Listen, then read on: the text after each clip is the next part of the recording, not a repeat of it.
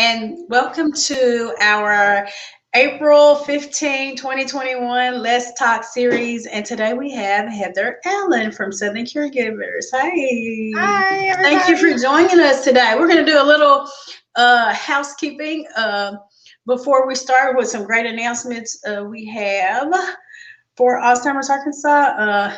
I know we are slowly moving into a new direction of in-person events, of course, with masks and just trying to figure out a new way for us to come out and be safe at the same time. So I would like to introduce some of the exciting things we have coming soon. We're going to do a Stepping Out Community Resource Fair, May the 21st from 10 to 2. It is going to be not far from our office at the City Center on Shackelford. Go to our website and find information about this. So the resource fair is focused towards our community, like people who've been looking for resources in caregiving, resources and just coming out of quarantine a little bit. So we hope to have a lot of resources out there, and May is Mental Health Month, and we want to help provide some mental wellness because as we were quarantined, of course, a lot of us struggle with some mental health, maybe a little depression, some isolation, and we just want to provide some resources and making sure as we get out and we have maybe some anxiety about coming out, that we provide some resources to help provide some coping skills coming back out into the community and being around people. We do ask that you wear your mask and, social distance, but we are focusing on a good, healthy event where people can feel good about coming out.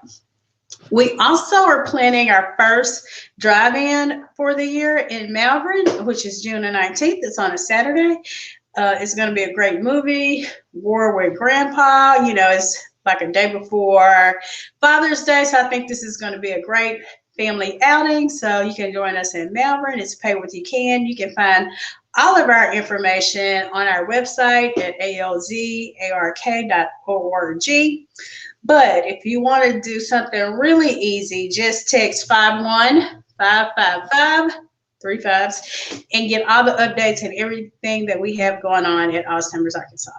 So without any further ado, we're going to just kind of hang out and let's talk to Heather today.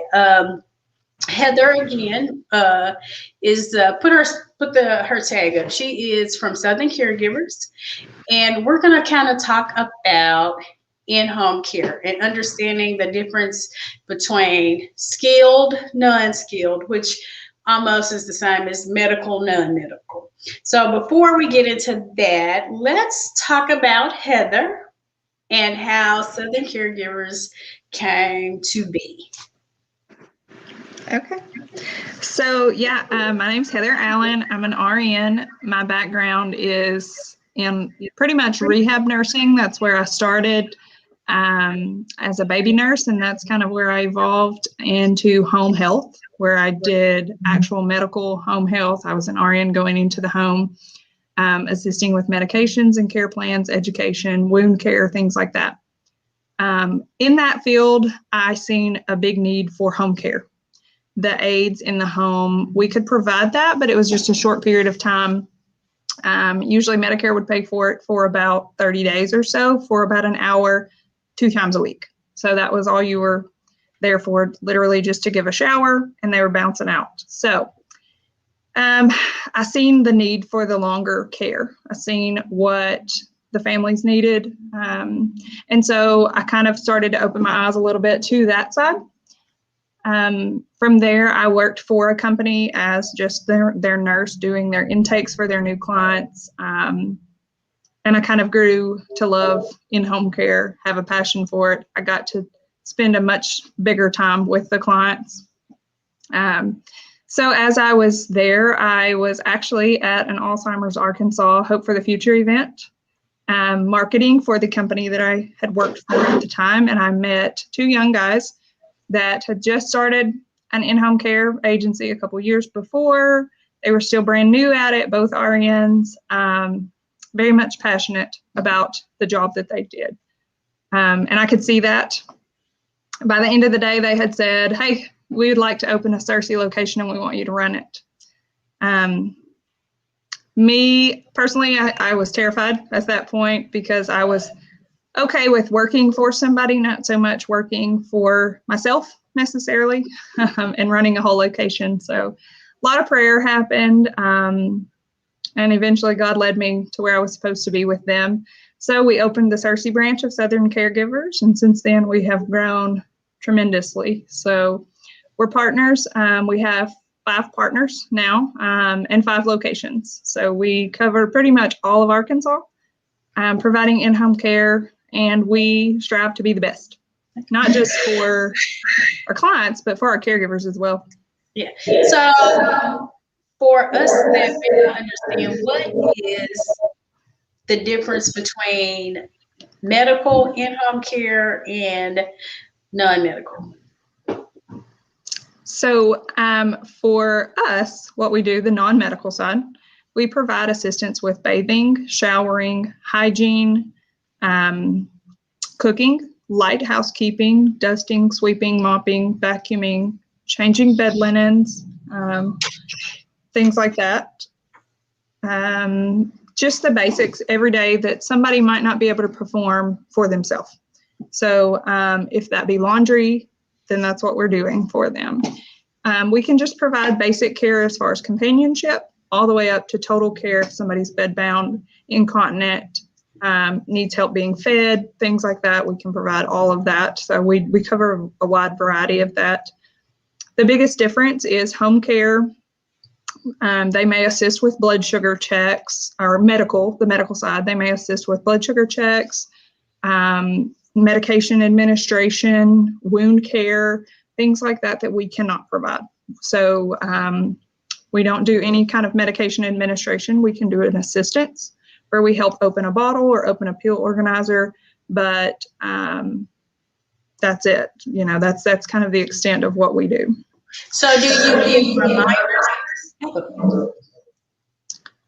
Is it you that's echoing or me, Carolyn? I don't know. My door is closed. I don't know what it is. I don't know either. I think it's me.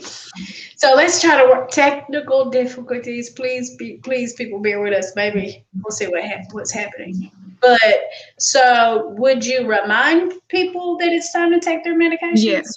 Yes. But so you just will not put it in their mouths. They have to handle it themselves. Well, and if it's to the point that the family member says, these are the medications that need to be taken at this time, and they're in a pill organizer, then if the person cannot do any of that for themselves, it's literally just the caregiver doesn't have to make the decision as to what meds they take. That's the difference between administration and assistance. So even if we need to put it in some pudding and help them take it, feed it to them, as long as there's somebody else that's making the determination of what meds are given at what point, then we're okay. There's usually a list in the home where the family member writes down, we give these meds at this time, such and such. So then we're good from that point. Okay. Yeah. So how is this paid? So you guys have a grant that would cover it. But aside from that, we accept Medicaid. Medicaid will pay for it. Private pay, we have a private pay option. Long-term care insurance, which would be an insurance policy that would have been purchased probably years ago, along with like a life insurance or something like that.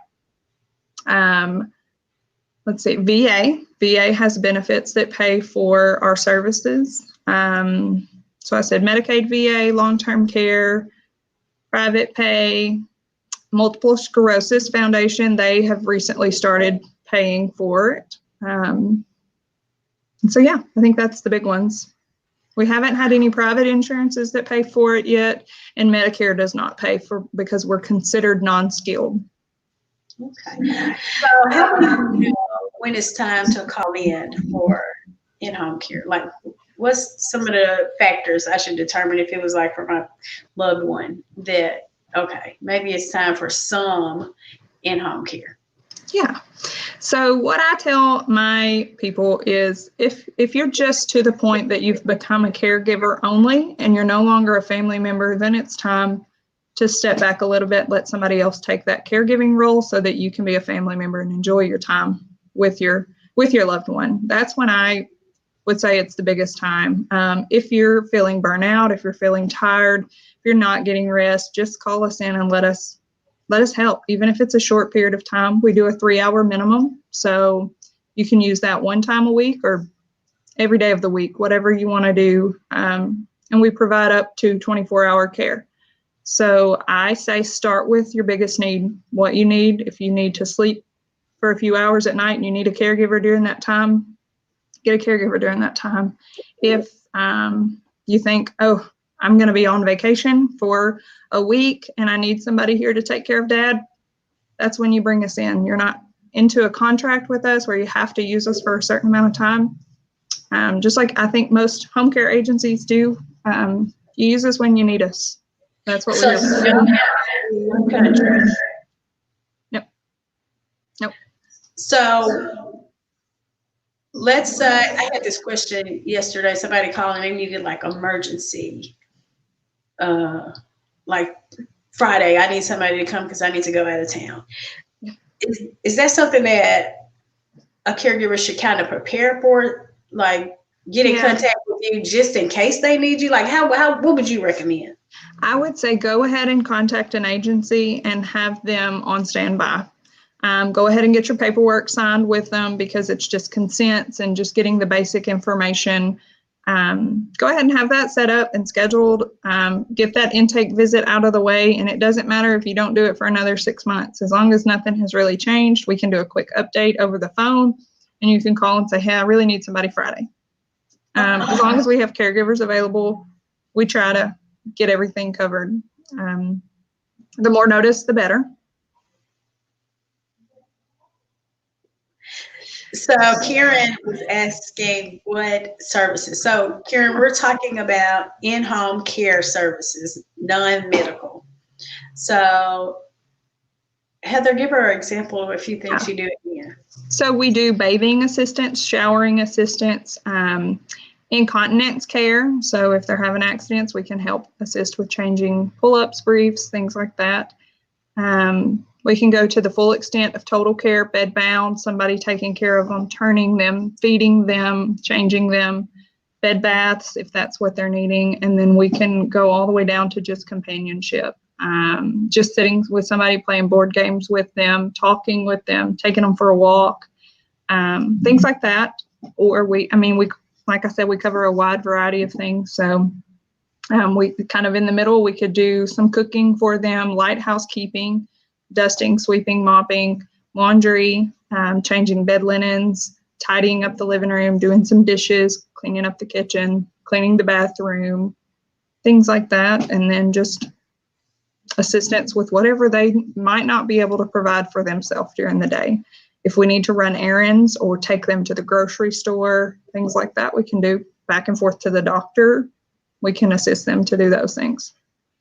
Hairdressers. Yeah. So is there anything you would like to, in your experience, communicate with our audience on in-home care and how important it is? Yeah. The big thing is don't wait too long.